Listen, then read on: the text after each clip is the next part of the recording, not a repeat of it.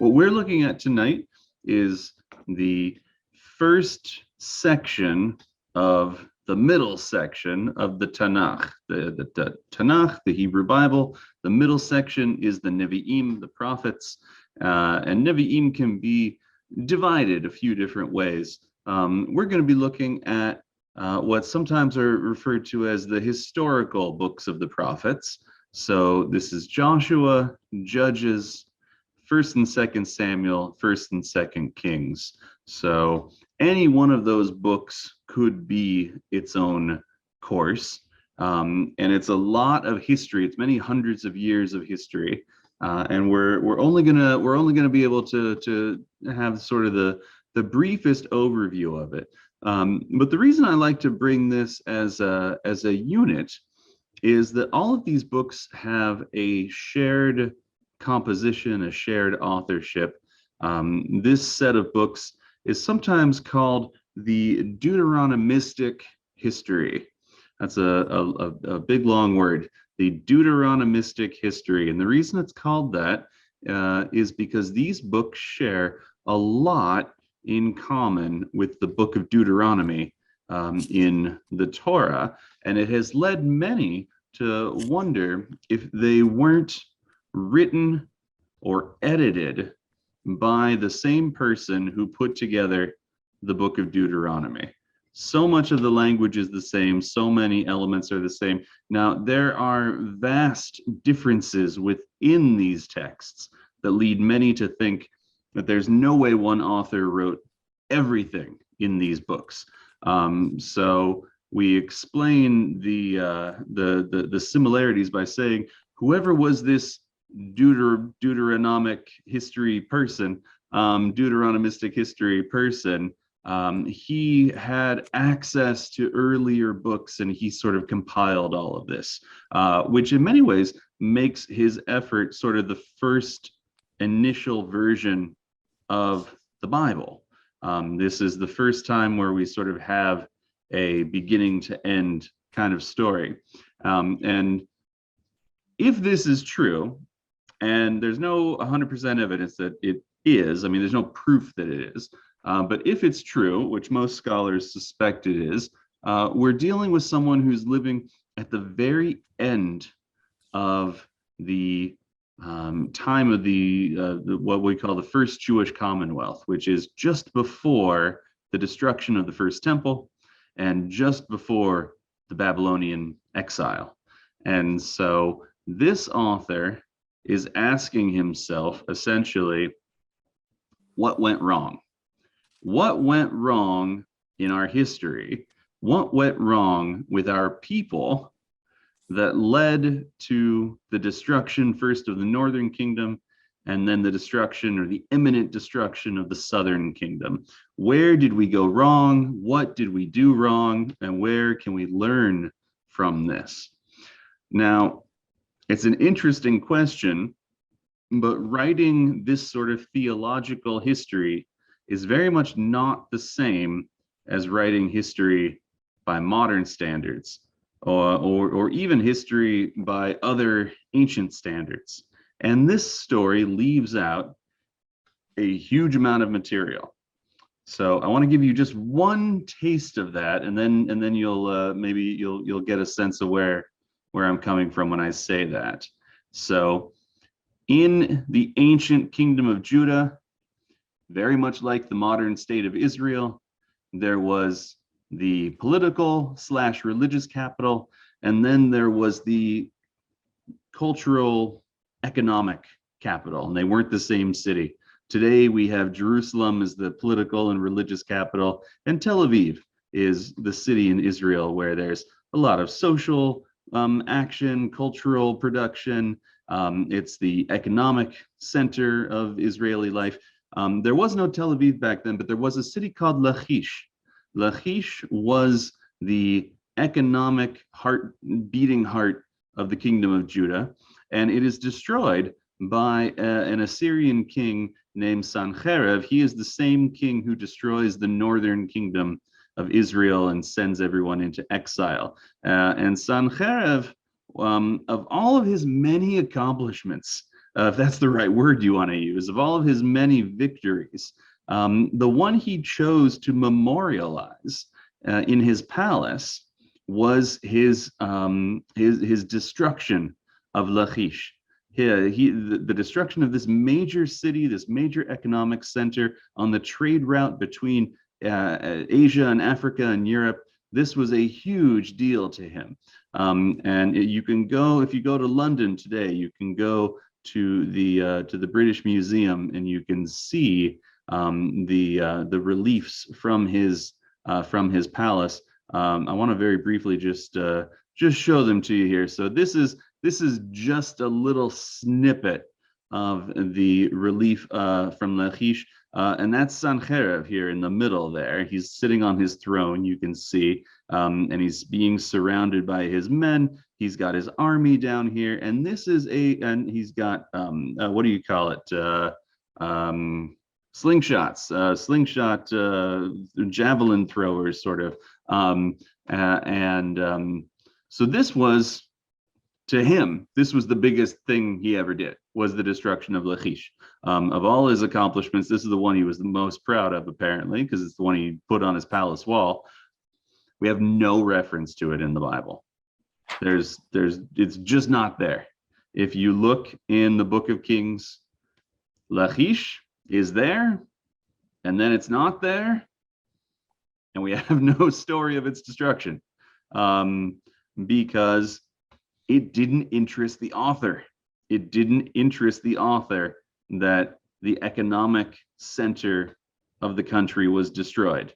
What interests the Deuteronomistic author is that Jerusalem wasn't destroyed. That is the thing that got his attention. That is the thing he wrote about. So this is not a history book. This is not, we shouldn't look to this as the source for all things that it's going to give us the sense of what it's like in this time and place. If you do that, you're going to be missing a lot of things. You're going to be overemphasizing some things, underemphasizing other things. So that's just a little overall notice, and I want to jump in. This is a very brief overview, and again, as we're going through this, I want you to keep in mind, I want you to remember the author's question in all of this. When the author is looking at these books, putting them together, editing them, taking things out, adding things in, looking at multiple sources, however the author put these books together, he's always asking himself the question, where did it go wrong? Where did things go so badly wrong? And so we're going to start with the book of Joshua. The book of Joshua is the first book of the prophets. It begins immediately after Deuteronomy ends. This is part of what makes people think that there's a continuation. This is the Deuteronomistic author, the Deuteronomistic history. Moses dies at the end of the book of Deuteronomy, and Joshua immediately takes up his mantle and takes his place. And Joshua is in a very similar position to Moses in that he is leading the entire united people. All of the tribes are of one accord.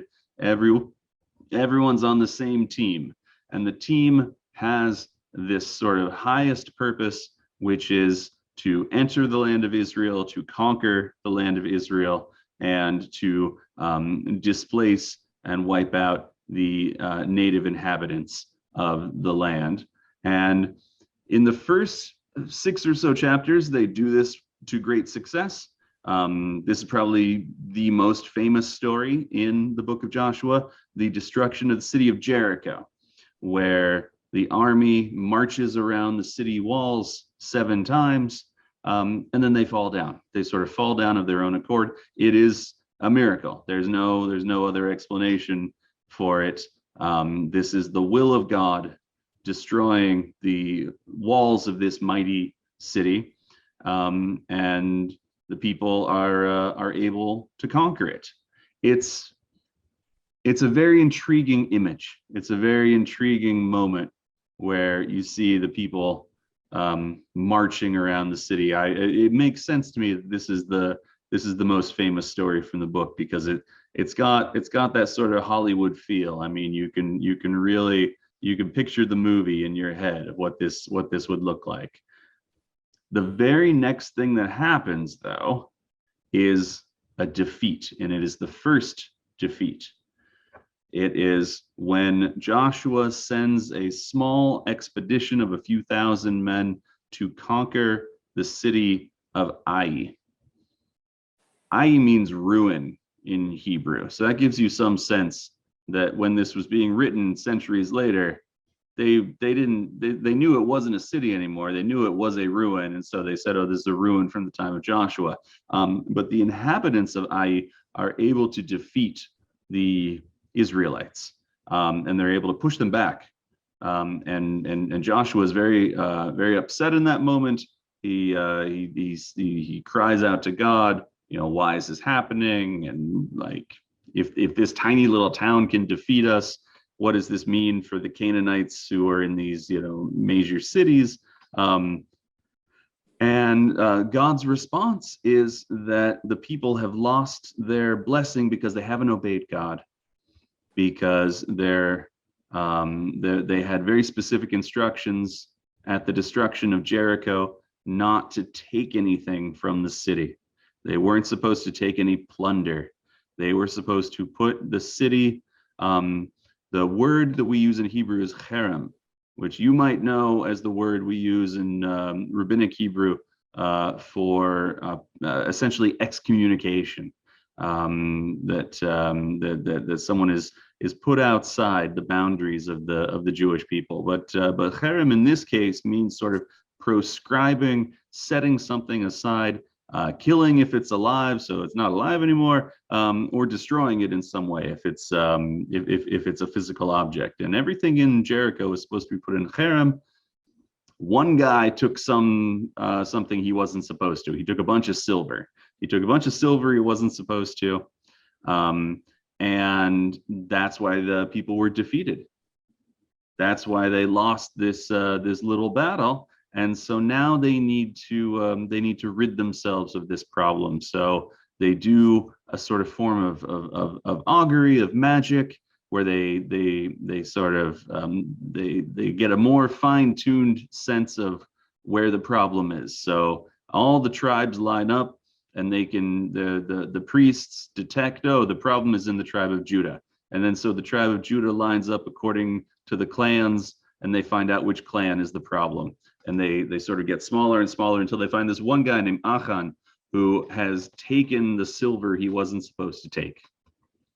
So this is the first where it went wrong. Where did things go wrong? Things went wrong because we didn't obey God. And specifically, we didn't obey God in destroying what we were supposed to destroy. Achan, he wasn't a monster. He wasn't a terrible human being. He saw some silver and he wanted it. He was a little bit greedy, and he pays for it with his life. But this is sort of the first hint that not everything's going to go according to plan. So he's executed, and the people managed to destroy Ai after all. And then the next thing goes wrong, and this one in a sense is even more consequential, because there's a group of local people, a group of Canaanites who are watching all of this, and they say, we need to figure out another strategy. We can't defeat these people in battle. So what should we do? And they say, what if we trick them into making peace with us? Because Joshua has specific instructions not to make peace with the Canaanites. He's supposed to conquer them. He's supposed to destroy them. He's not supposed to make any peace treaties with them. But they dress up like they've come a long distance. They dress up like journeyers, like travelers. And they wander in and they meet Joshua and they say, oh, we've traveled this long way. We heard about you guys, we heard about your God, and we wanted to check it out ourselves. We want you to make a treaty with us. And Joshua says, yeah, sure, let's do it. So he makes a treaty with these people that are called the Gibeonites. Turns out to be a trick. Turns out the Gibeonites lived just a couple miles away. And so when the army goes to conquer the Gibeonites, they come out and say, well, you can't conquer us because you made this treaty with us that we were going to be friends. And Joshua kind of throws his fist in the air and says, oh, you got me this time. But you Gibeonites, you're going to be our slaves, essentially. So we're not allowed to kill you, even though we would want to. But you will be our servants. You will be hewers of wood and drawers of water. And so this is the first reference we have to the fact that there are going to be Canaanites that remain in the land. The conquest of the land is not going to proceed smoothly or easily, and that we're going to have not just that there are these people on the other side of the hill or whatever, but we're going to have a sort of intimate connection with the Canaanites. They are going to be people who have an economic relationship with us, a social relationship with us, and that's going to be very risky and very dangerous, because this is the sort of thing that might inspire us to worship their gods. This is the sort of thing that might convince us, oh, those Canaanites aren't so bad, and maybe we should, maybe we should all just get along, and they can marry our kids, and we'll marry their kids, and throw a couple more gods in the mix. It's no big deal. It's no problem.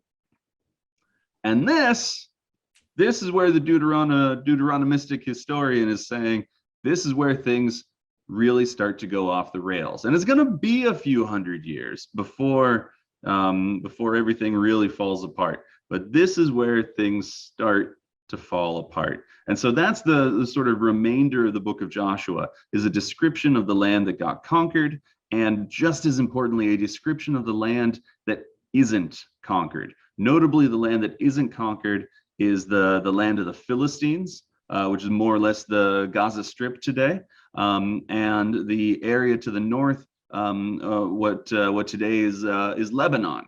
So these are territories that are technically in the boundaries of biblical Israel, except they were never conquered. They were not conquered at the time of Joshua. And these borders, by the way, more or less line up to the later borders of the kingdoms of Israel. David briefly conquers the Philistines, but they become independent again. No one ever conquered all the way up north into the territory of Lebanon. There's some reference to Solomon taking tribute from them, but that's not really the same as ruling them. And so this is sort of laying out the borders, laying out the territory. And the next thing that happens, and sort of the final consequential thing that happens, is that they split up. The tribes, up till now, they've been an army basically, but now they're settling each on their own piece of land. They're dividing up the land. They divide it by lots. And so they divide up the land into 7 pieces, and then they draw lots to see which tribe is going to get which piece of land. Some of them don't like the land very much. They complain, they worry, they say there's too many Canaanites here, we can't defeat them because they have iron chariots. Joshua's reply is to settle the hills, to go into the hill country, cut down the trees, make farms and settlements in the hills, because the chariots, for probably obvious reasons, can't go into the hills. As much as the book of Joshua is sort of, it's debated how historical it is, that part is completely historical. The rise of biblical Israel is very much connected to hill settlement, as opposed to what was happening in the valleys that was mostly Canaanite. All right, tell you what, let's pause here for just a second. We've been going over a lot. Does anyone have any questions or clarifications? Yeah, Joanna.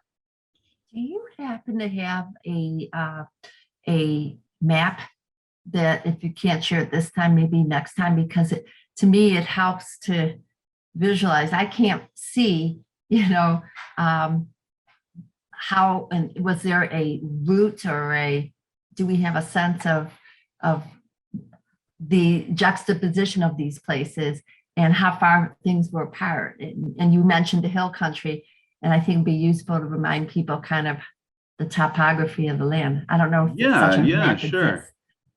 I'm We're on sure I could Zoom, we find a can map share this. that would serve that purpose. I don't happen to have one at the moment, Okay, but maybe I bet I next could time. find something. Sure. I know Carol is a map person too, right, Carol? Oh, I love maps. I'm Me a map too. person also. So Yeah, yeah, so I'll bring more maps thank you. next time. Joanna. Thank Definitely. you. Yeah. Definitely. Okay. All right. So the final thing I want to say about the book of Joshua is at the end of the book of Joshua, he gives a final speech. Actually, this is where it gets really kind of weird and makes historians sort of wonder what's going on, is he gives two final speeches, one right after the other. Joshua 23, it says this is his final speech, and then Joshua 24, it says this is also his final speech. And so make of that what you will. They're not super different, honestly. They're different enough. But Joshua 24 is more about sort of like people and families making a choice to serve God rather than serve the other gods. Joshua sort of lays out other possibilities. You know, you could worship the gods of the Arameans that are, you probably know this, you might recognize this from the Passover Haggadah. He says, you know, our fathers were idolaters on the other side of the river. And so, you know, you could go worship the gods that you know, Abraham's family worshipped before he became a monotheist. Or you could worship the gods of the locals here in the land of Canaan. He calls them the gods of the Amorites. Obviously, he's not really suggesting you should do this, though. He's sort of laying out the hypotheticals, and he says, "As for me and my family, we shall serve the Lord." Which you can go into any Christian bookstore in America, and you can find that in a little like wall plate that you hang on your wall in your living room, and it's very cute. I have one pastor who's got one that says, "As for me and my family, we shall serve tacos." So that would these are the sort of friends I have. Joshua 23, though, the previous chapter actually has a slightly different emphasis. He says the Canaanites who have remained in the land shall be a snare to you. So basically saying, like, whatever could possibly go wrong in the future is likely to go wrong because we didn't do as thorough a job exterminating these people and displacing them as we should have. Now, this is what leads many people to think this book is probably the newest of all of the books in this section that we're looking at. It was written last. It was written almost like as a sort of alternate history, or a fan fiction. Wouldn't it have been great if we had done this? Wouldn't it have been great if we had come in and conquered and displaced everyone? But that very little of this material is historical. Archaeologists, when they first started working in the land of Israel, they were very interested in finding, you know, I mean, we knew where Jericho was. There's very strong evidence for the, you know, continued occupation and presence in Jericho. So they started digging Jericho, and they said, we got to find these walls that fell down, and they never found them. You know, we need to find the destruction layers that would correspond to Joshua's conquest. They're not there. So, you know, whatever happened, it didn't leave an archaeological record. Now, that doesn't mean it didn't happen. Plenty of things don't leave an archaeological record. It's you know, it's hard to say exactly, but there's not a lot of evidence for these stories being true. And more to the point, the next book has such a different tone that it leads you to wonder what's going on. So that's what I want to jump into now, is the next book in our overview. And by the way, for all of these, I hope you're keeping in mind, I hope you're imagining, you know, this Monday night course is still developing. If there are any of these subjects that really interest you, if you want to come back, if you say, Rabbi Gilboa, I would love it to expand the book of Joshua to go into more detail on it. Just let me know. We're very interested in finding out what people are interested in. And so please let me know which of these seems really fun to you, seems really worth digging into a little deeper. All right, so the next book is the book of Judges. There's so much fun stuff in this one. This might be one of my favorites. The book of Judges is just fabulous. It operates on a sort of cycle. There is just this thing that keeps happening over and over again, and the details change, but the basic structure is more or less the same. So we are now settled in the land of Israel, every tribe in its own territory, and there is no central government anymore. After Moses' death came Joshua, and after Joshua's death comes nobody. Nobody's in charge anymore. Every tribe is doing their own thing. It's a very decentralized system. And what ends up happening is that the people are lured away to the worship of other gods. God gets real angry at them because they're worshiping other gods. And in response to God's anger, God will encourage or allow some neighboring country to invade. So sometimes it's the Canaanites, sometimes it's the Moabites, sometimes it's the Midianites, whoever it is. The neighboring country, neighboring tribe invades. They usually goes pretty well for them. They defeat us. They're exacting tribute from us. And then we need to rise up and defeat them and throw them out. And the way we do that is by having a temporary king, essentially, called a shofet, or a judge. So these people are in charge of the country. They unite all of the tribes, and they're in charge, but only for the time it takes them to defeat the enemy, throw them out, and then then they're done, and we're all going to go back to self-rule and to the decentralized system of government. So some of the judges we don't know anything about other than their names. There's a guy named Shamgar. We don't know anything about Shamgar. There's a guy named Yair. We don't know anything about Yair, just his name, how long he reigned, and that's all it says. But then there are some that we get the story of. And a lot of these are fun stories. I am left-handed, and so I was, as a young boy, very taken with the story of Ehud, who is able to assassinate the bad guy by sneaking a knife into his throne room, because they always, if you're gonna draw a knife in the ancient world, you do a sort of a cross draw, and so everyone who's right-handed, their sword would be on the left, and so they'd pull out the sword like that, and so his guards checked everyone's left side to see if they had any swords. But Ehud, being a lefty, he had his sword on the right, and he pulls it out and he stabs Eglon. And this king is like is a symbol of his his luxury, of his decrepitness. He is like the fattest human being who ever lived, and the sword like gets sucked into his belly. It's very like fun if you're a kid. When I read this story, I really enjoyed it. It's a very gruesome biblical story, and that's Ehud. That's how he defeats Israel's enemies, is by assassinating the king.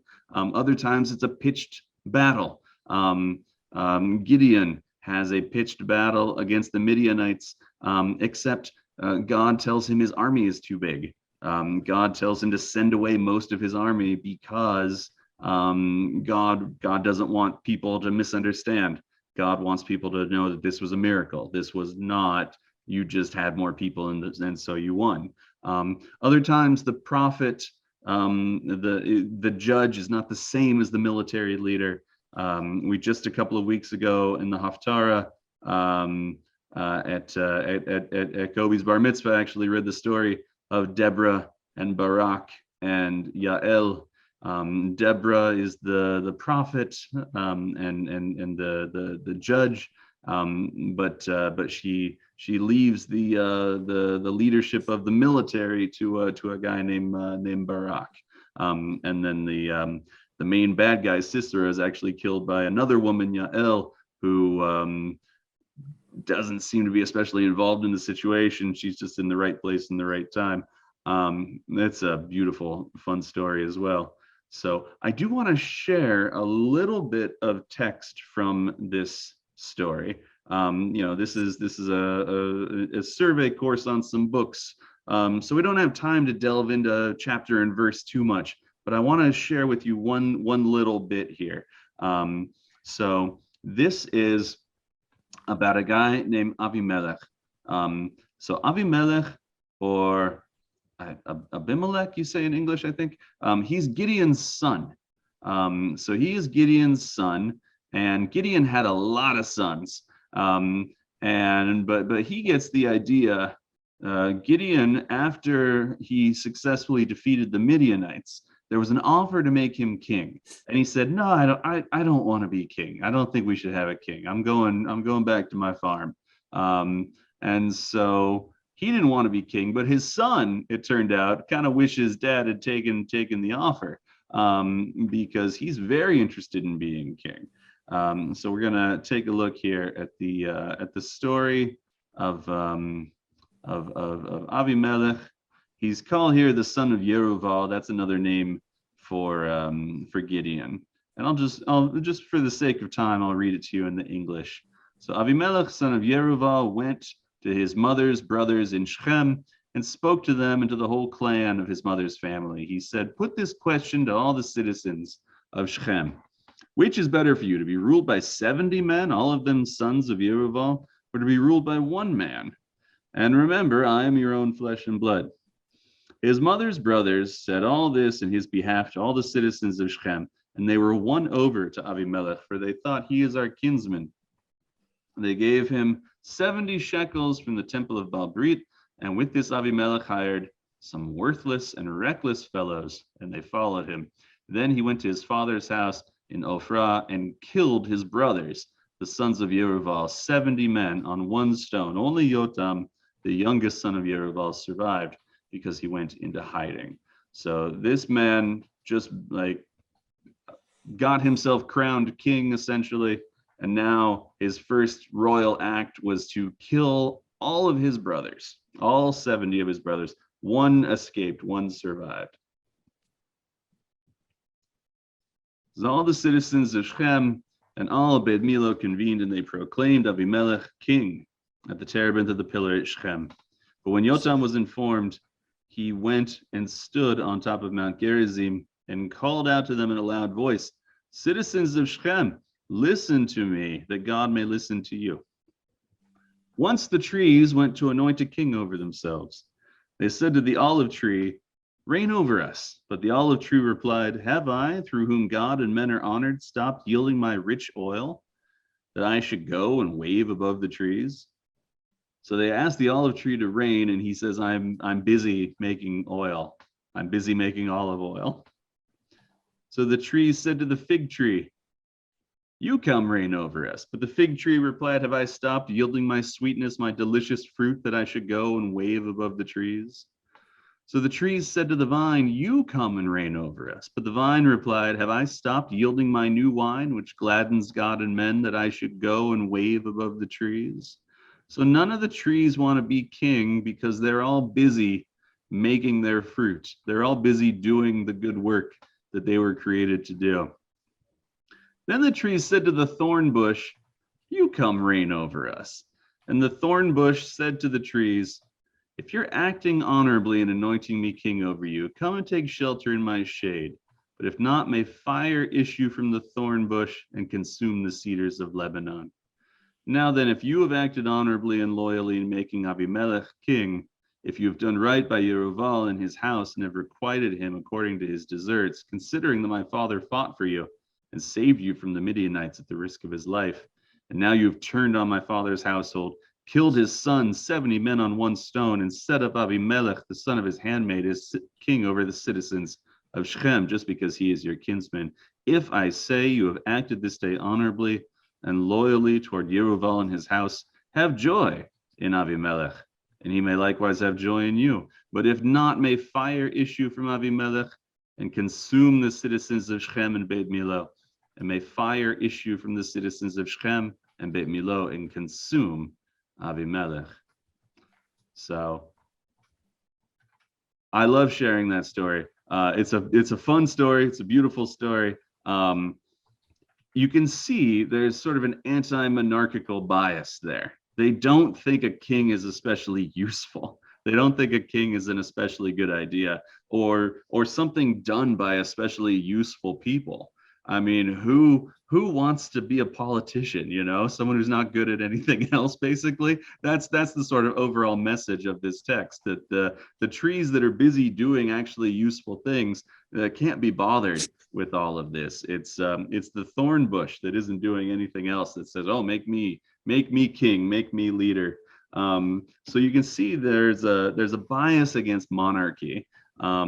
The other reason, this is sort of a new thing that I wanted to bring you this, is I don't know how much any of you follow Israeli politics, but there is a very fragile, very controversial coalition that is in charge of the Knesset right now, and the prime minister is actually the leader of a very small party. They only have 7 seats. He's definitely by far the prime minister with the smallest number of seats in Knesset history, and the politics of it's complicated. But suffice it to say, a lot of people are happy, a lot of people are unhappy, and one of the parties that was very unhappy about this arrangement, the leader of the party read this story on the night that Naftali Bennett became prime minister. He read this story aloud to the entire Knesset, with a pretty obvious implication of who exactly is the thorn bush in 2021. And so I'm not trying to make a political statement, but my point is that these stories are alive and well for our people, and you know, you can hear the Book of Judges being recited as the Haftarah, and you can hear the Book of Judges being recited in the Knesset, and it's a really beautiful thing to be able to connect with these books and these stories. All right. So tell you what, yeah. So that's some of the specifics, and we could go on. We could, and I would love to. I would love to go. I'd love to tell you the story of Yiftach, who we don't have time. We don't have time to get into Yiftach, or Shimshon, Samson in English. He's probably the most famous of the judges. It's also in many ways sort of the weirdest of the various stories of the judges.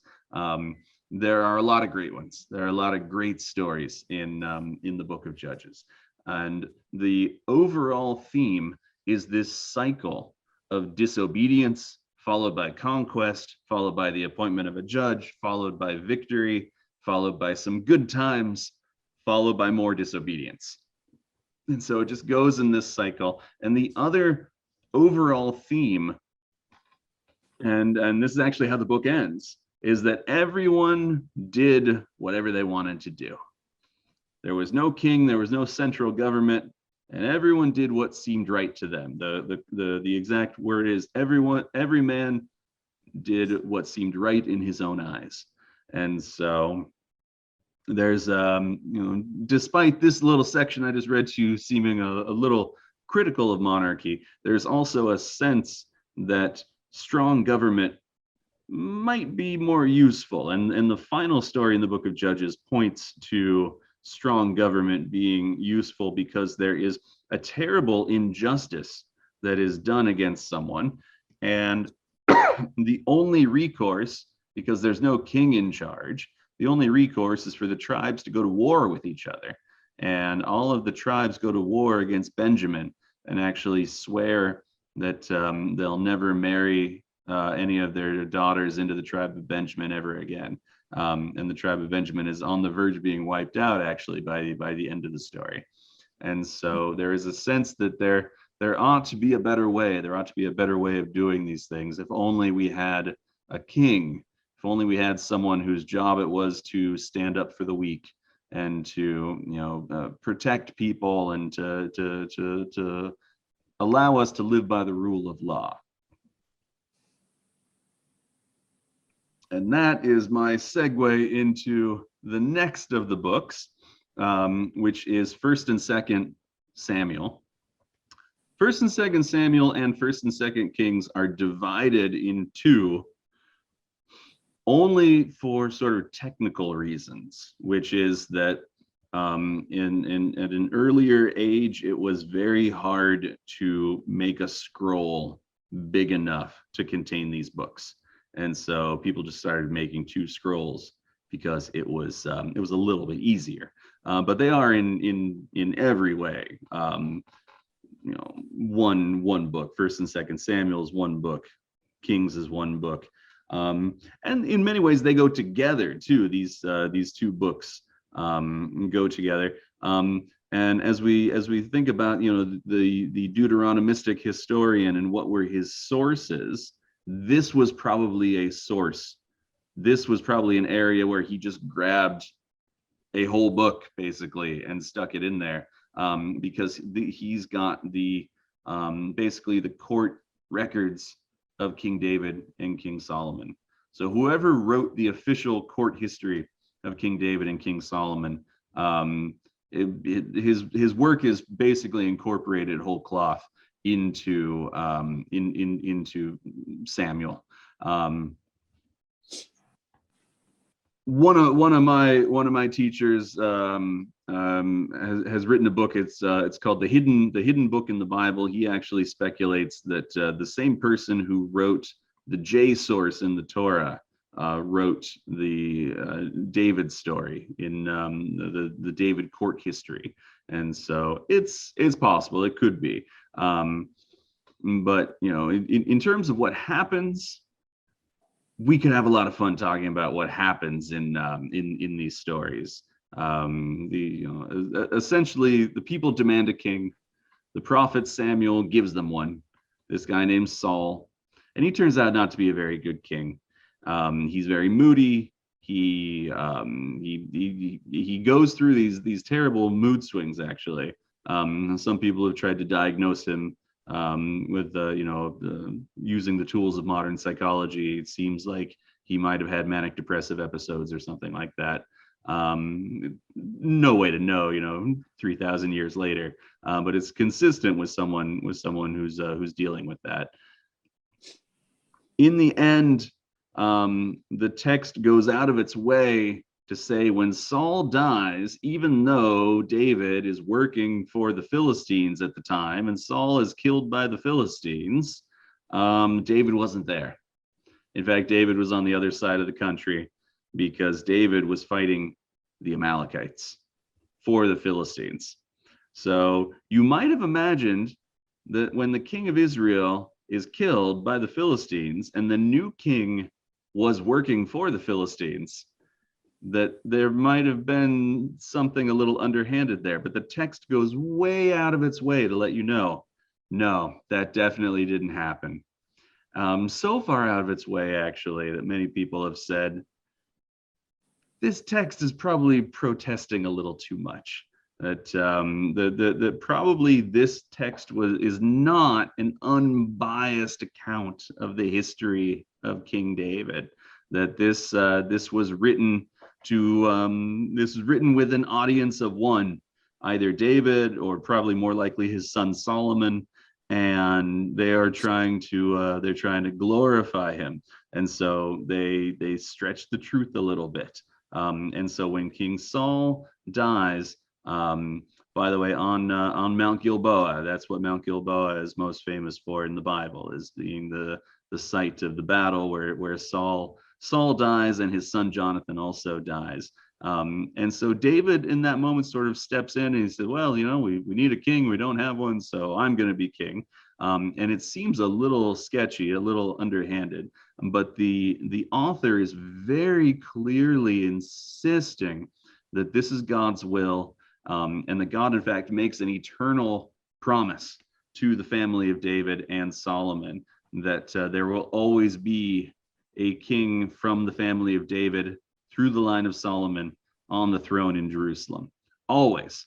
There will never not be a king from this line on the throne in Jerusalem, which is a big promise. It's a huge promise. And we know from other sources, from the prophets, that this was the general consensus. This is how people understood things.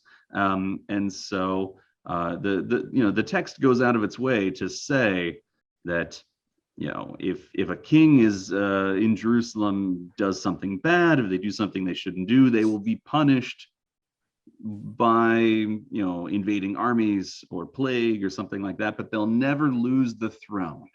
They'll never be overthrown. And so and this is in fact what ends up happening after King David is King Solomon, who is known for his wisdom and for ruling in peace. Solomon never fights a single war. He also centralizes government authority and raises taxes to build a lot of different things. He builds roads, he builds forts, he builds economic improvements, but it all comes at a cost. And when he dies and his son is going to be king, the people come and say, "Hey, can you lower our taxes?" And his son says, "Actually, I'm going to raise them even higher." And so 10 of the tribes rebel, and they say, we're not having that. And then we live in a time of two kingdoms: the northern kingdom of Israel, 10 of the tribes, more prosperous, more wealthy, probably more sophisticated. And then down in the south in the hills, you have this little kingdom of Judah, where there's not much going on there. Not going to be ever confused with a superpower or anything, but they have Jerusalem and they have the family of David on the throne. And so that's in the eyes of the author, at any rate, that really counts for a lot. That really counts for quite a bit. And that's the rest of the cycle. Is you have a northern king, you have a southern king. Sometimes one of them dies. Then you get a new king. The northern kingdom goes through many dynasties. The northern kingdom is very unstable. The southern kingdom always has the family of David. That's always who's in charge in Jerusalem, and it's comparatively stable. Like I say, sometimes they go to war with each other. Sometimes they go to war with their neighbors. Sometimes they're allies. Sometimes they're enemies. The author of this text is very uninterested in a lot of things that would be very interesting to historians. I mentioned this at the beginning of class when the Assyrian king Sancherib destroys the city of Lachish. It doesn't even merit a single verse. It was the economic capital of Judah. Who cares, right? As long as Jerusalem is okay. That's what seems to matter to the author here. And the author judges every single king, northern and southern, by basically two standards. To be a righteous king means that you need to worship only God, and you need to destroy the high places. So worship God, that probably makes sense to us on a intuitive level. This is a monotheistic text. And we have seen that there was a great amount of worry about Canaanite influence, that the people who were left in the land were going to encourage you to follow other gods. This thing about the high places gets a little trickier. It seems that at a certain point there were a series of reforms in the religion of the place, where previously they had said you can have lots of temples and you can offer sacrifices in lots of different places. But then the reform came and said, actually, just in Jerusalem. Jerusalem's the only place where you can offer a sacrifice. And so if you live too far away, you need to come visit. And if it's too far away for you to get your daily food there, your meat, you can't go to this far for your animals. You can slaughter animals, but you can't sacrifice them anymore. You can't take them to the old sites, the old temples, the old altars, and sacrifice them anymore. And people did it anyway. People, humans are creatures of habit, and the practice continued anyway. And the kings would sometimes come in and they would say, "We're going to stop this. We're going to tear down the old altars," and some wouldn't. Now, this is not about the worship of other gods. I just want to be very clear about that. This is about the worship of the correct God in the incorrect place. And so these are two separate issues. Some kings were worshiping Canaanite gods. Ahab is probably the most famous. He has a Canaanite wife named Jezebel, and they end up getting into a huge kerfuffle with the prophet Elijah. And in the text is very clear. Jezebel, the foreign queen, brought her worship with her and convinced her husband to worship other gods, and then he convinced almost the entire country to worship other gods. And this was a sort of constant pull. And Solomon had hundreds of foreign wives and built temples for them in Jerusalem. The text says that there was idolatry happening in the temple in Jerusalem. King Manasseh actually sacrificed his children, which is described in the book of Numbers as one of the things you're not supposed to do. The description is that you pass your children over the fire to Molech, and that Manasseh actually did this, and that was what doomed us, apparently. And so, as I said, I want to wrap this up with this is, like I mentioned in the beginning, all of this is sort of coming together, and in the end, after or near the destruction of the southern kingdom, with the question of why did things go this way? Why did things go so wrong? And the answer sort of threefold. One is that we were worshiping in the wrong way. The other answer is that we were worshiping the wrong gods, inspired by the fact that our neighbors, we didn't destroy our neighbors the way we were supposed to.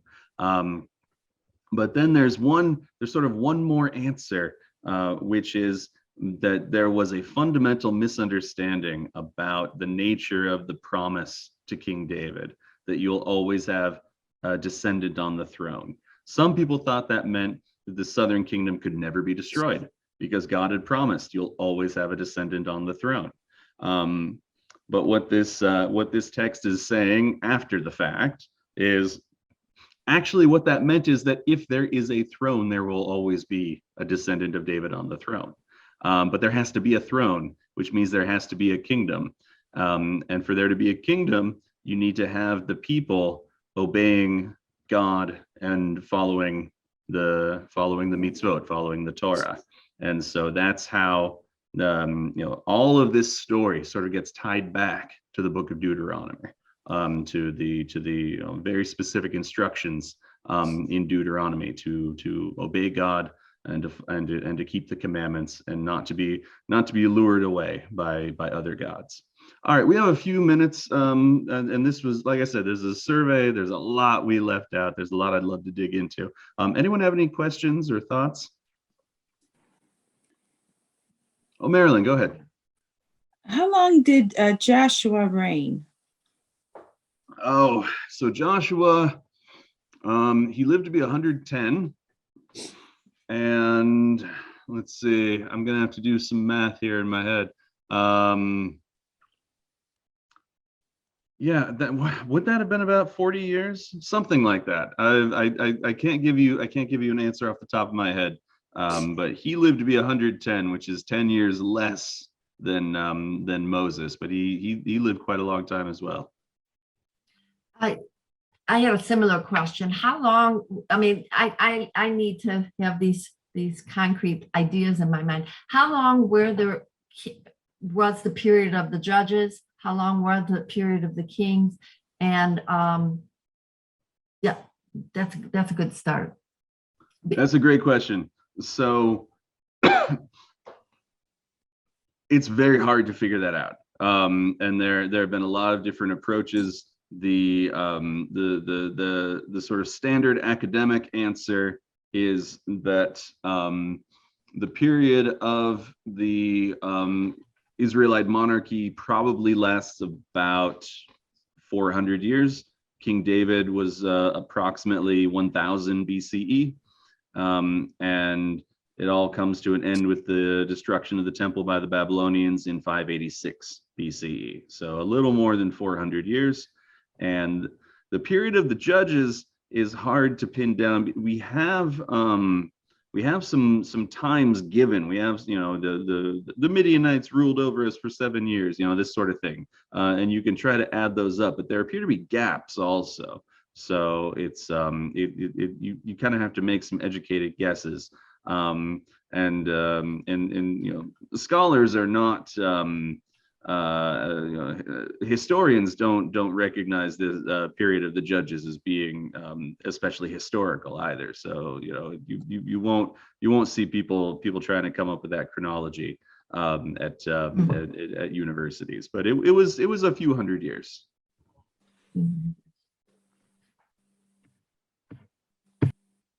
All right.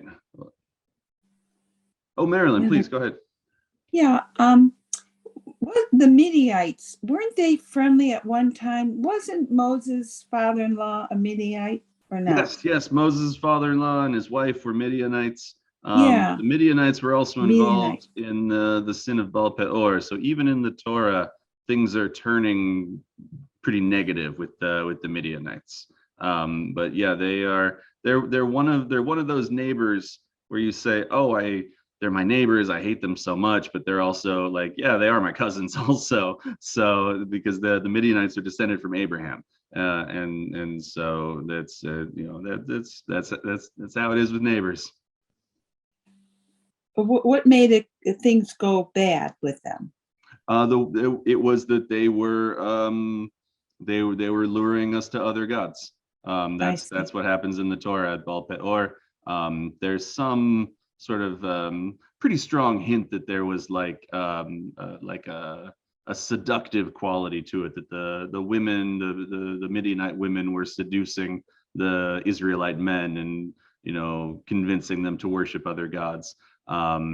This in the 19th century, the Victorian scholars go real crazy with this about like the sort of the prostitute priestesses of the Canaanites and the sort of the sexual worship qualities of Canaanite paganism.